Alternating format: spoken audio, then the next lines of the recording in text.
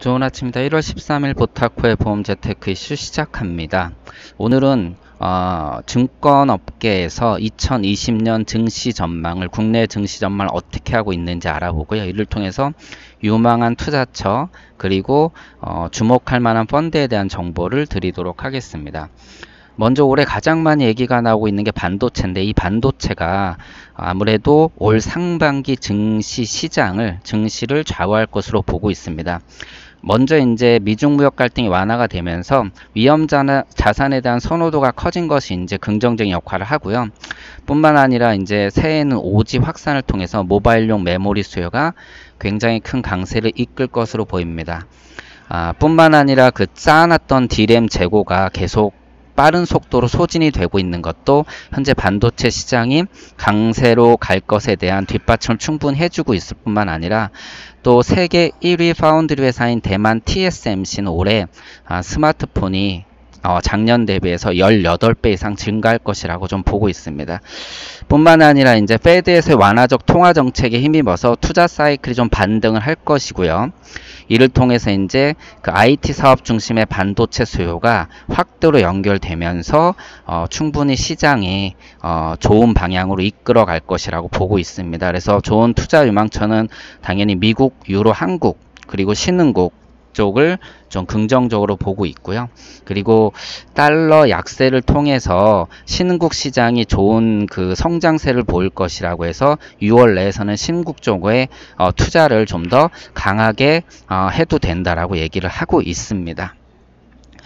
그리고 이제 삼성증권의 리서치 센터장의 이야기인데, 일단 올해 G2의 경기가 작년보단 약간 둔화되겠지만은 그래도 잠재 성장률을 충분히 넘어서는 성과를 낼 것이다라고 얘기하고 있습니다. 일단 한국 같은 경우는 2.3% 정도 예상을 하고 있는데, 이 수치가 그래도 예상한 것보다는 좋은 수치로 보고 있고, 증신 2350까지를 예상을 합니다.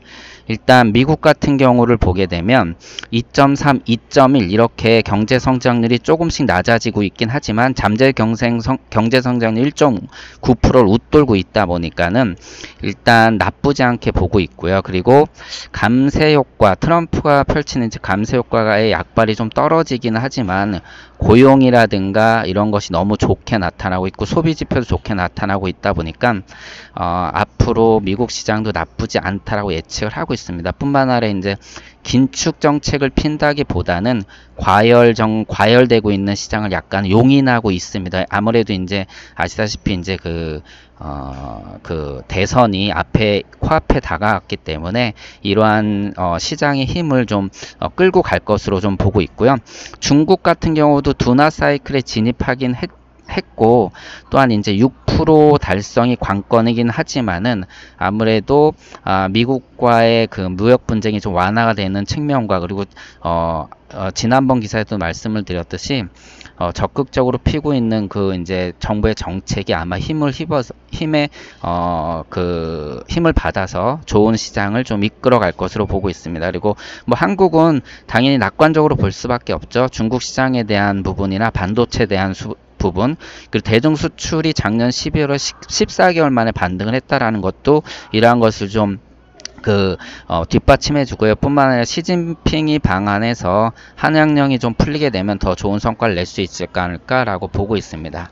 자, 그리고 펀드에 대해서도 한번 보도록 하겠습니다. 뭐 올해 시작하자마자 중동 사태 때문에 뭐 시장이 혼란스러웠고 안전자산에 대한 선호도가 높아졌는데, 일단 올해 전반적으로 그 위험 자산에 대한 선호를 좀 높이는 게 좋다라고 얘기를 하고 있습니다. 일단 미중 협상이랑 유동성 공급이 지금 시장에서는 가장 큰 호재로 보고 있고요. 이것이 결국 위험 자산 쪽에 가격을 상승시킬 것이다라고 얘기를 하고 있습니다. 그리고 아무래도 그 미국과 그 중국의 협상과 유동성 공급을 통해서 그 달러가 약세를 보이게 되면 또 신흥국 시장이 좋은 성과를 또 낼 수 있다. 아무래도 작년까지는 굉장히 신흥국 시장이 미중 무역 분쟁 때문에 좋지 않았는데 결국은 이러한 것들이 조금은 해소가 되면서 신흥국 시장도 좋은 시장으로 좀 펼쳐지고 있다 해서 베트남에 대해서는 작년에 이렇게 어려운 상황에서 6.8%나 성장을 했고요.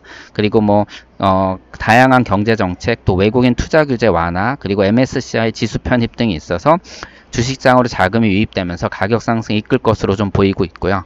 중국 같은 경우는 지준율 이하, 그리고 이제 A주 편입이 어느 정도 마무리되면서 시장이 안정세를 갖고 좀 그 성장의 속도를 좀 보일 것으로 보입니다. 그리고 달러 약세가 전반적으로 신흥국 시장에 좋은 역할을 펼칠 것으로 보이기 때문에 상반기에는 아무래도 그 주식이 강세를 좀 보일 거기 때문에 위험 자산에 좀 포트폴리오를 편입하는 것이 좀 좋다라고 보고 있고요. 그리고 하반기에는 대체 투자 쪽으로 포트폴리오를 펼치는 것이 좋다라고 얘기를 하고 있습니다.